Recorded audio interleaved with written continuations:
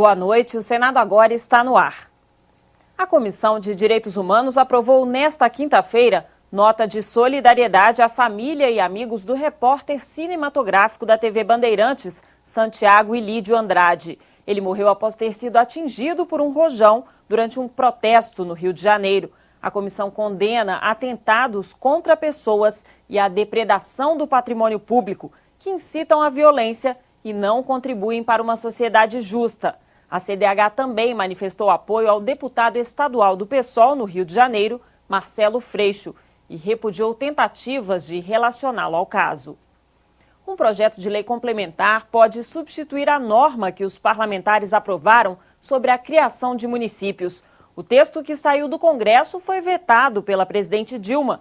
Na terça-feira, senadores e deputados vão decidir no voto se aceitam a decisão do Palácio do Planalto. Até lá, o governo negocia. 475 distritos têm pedidos de emancipação em análise nas assembleias legislativas de 22 estados. Segundo o estudo do Instituto de Pesquisa Econômica Aplicada, 363 atendem aos critérios definidos pelo Congresso e poderiam se tornar municípios. O texto aprovado em outubro do ano passado determina que, em caso de criação ou desmembramento de município, o pedido deve ser feito à Assembleia Legislativa do Estado por pelo menos 20% dos eleitores residentes na área afetada. Já na fusão ou incorporação, seriam necessários, no mínimo, 10% dos eleitores de cada município envolvido. A Assembleia Estadual só pode aprovar a mudança após um estudo de viabilidade e um plebiscito. De acordo com o IPEA, as novas cidades gerariam um impacto de mais de R$1 bilhão no Fundo de Participação dos Municípios. A presidente Dilma Rousseff vetou a proposta, alegando aumento do gasto público e pulverização do FPM. Agora cabe ao Congresso decidir se mantém ou derruba o veto. Nesta quinta-feira, a ministra de Relações Institucionais, Idely Salvati, se reuniu com líderes do Senado para tentar conseguir o apoio dos senadores. Se a maioria de uma das casas do Congresso votar a favor do veto, ele fica mantido. Em troca, o governo estuda enviar um projeto de lei complementar com regras mais rígidas para a criação de municípios. A sessão do Congresso para analisar o veto está marcada para a próxima terça-feira, às 19h. Também devem ser votados no dia 18 os vetos sobre o repasse de recursos públicos às universidades comunitárias, o que normatiza a travessia de pedestres próxima a escolas e o que regula a condução de veículos de emergência. O governo vai construir o primeiro submarino a propulsão nuclear do Brasil. A Comissão de Relações Exteriores e Defesa Nacional fez uma audiência pública para saber mais sobre o programa. O Brasil tem 4,5 milhões de quilômetros quadrados de águas. Até 2025, o país deverá ter, protegendo esse território, o seu primeiro submarino a propulsão nuclear. Hoje, apenas 5 países têm capacidade de construir e operar submarinos desse tipo: a China, Estados Unidos, França, Reino Unido e Rússia. A grande vantagem é a sua mobilidade, a sua capacidade de ocultação por muito período.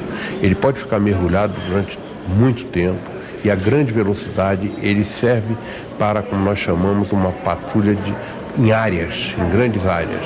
A construção do submarino faz parte do Programa de Desenvolvimento de Submarinos da Marinha do Brasil, o ProSub. Um submarino a propulsão nuclear vai nos dar, com certeza, retaguarda e poder de dissuasão em águas profundas. Vai nos permitir também disputar em melhores condições um assento no Conselho de Segurança da Organização das Nações Unidas. Mas é preciso destacar, de fato, a importância do ProSub no patrulhamento e proteção da chamada Amazônia Azul, inclusive o petróleo e o gás do pré-sal. A Comissão de Relações Exteriores ouviu o almirante de esquadra Max, coordenador-geral do ProSub, que também prevê a construção de 4 submarinos convencionais, movidos a diesel e a energia elétrica. A expectativa é de que esses submarinos comecem a operar a partir de 2017 e substituam a atual frota brasileira, de 5 submarinos. Os recursos do ProSub estão previstos no orçamento deste ano, no Programa de Aceleração do Crescimento 2, num valor total de 2 bilhões e 261 milhões de reais, praticamente metade do orçamento da Marinha. O ProSub é desenvolvido em parceria com o governo francês, que garantiu transferência de tecnologia para o Brasil, mas a participação francesa está limitada aos submarinos convencionais. O projeto do submarino a propulsão nuclear é de total responsabilidade da Marinha Brasileira. Uma unidade de fabricação de estruturas metálicas já está pronta e um complexo de estaleiro e base naval está em construção em Itaguaí, próximo ao Rio de Janeiro, pela empresa nacional Odebrecht. Aprender a projetar foi uma das grandes coisas, que é a capacitação de pessoal, que o francês nos transferiu. Esse projeto quebra essa conspiração contra o conhecimento, porque eles desenvolvem tecnologias aqui no Brasil.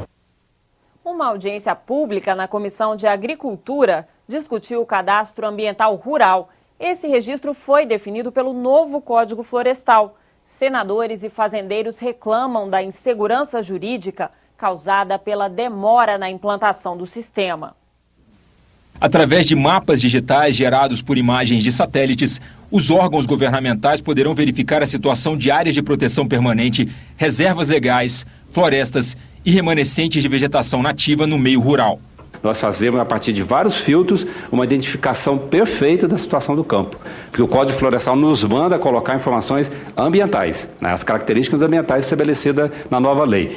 O Rondônia está avançando nisso, ele vai identificar inclusive as áreas produtivas, o que produz. Isso para a agricultura é essencial, é fundamental. Tanto os parlamentares quanto os representantes dos Ministérios da Agricultura, do Meio Ambiente e da Confederação Nacional da Agricultura concordaram que o cadastro é amplamente aceito pelos produtores rurais que possuem passivos ambientais e buscam regularizar suas propriedades. O que falta, segundo eles, é a normatização por parte do Poder Executivo, que hoje depende da Casa Civil. O Sistema Nacional Cadastro Ambiental Rural não foi implantado na maioria dos estados, o que vem gerando muita discussão e controvérsia acerca do tema envolvendo juízes, promotores públicos, Ministério do Meio Ambiente e, sobretudo, os proprietários rurais. Segundo os senadores, existe uma situação de insegurança jurídica.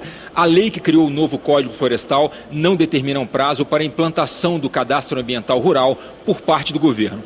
Desta forma, de acordo com os parlamentares, os produtores rurais, sem acesso ao cadastro, ficam expostos à fiscalização do IBAMA, que vem realizando operações pelo interior do país. Não quer saber de Código Florestal, eles vão para cima do agricultor, ainda multando, mesmo com o Código Florestal aprovado. Nós já enviamos a regulamentação, tanto do decreto, que dá então o apoio à ação, né, a condição para a implementação da instrução normativa, que já estão todas já elaboradas, né, estão em consultas pela Casa Civil junto aos demais ministérios envolvidos.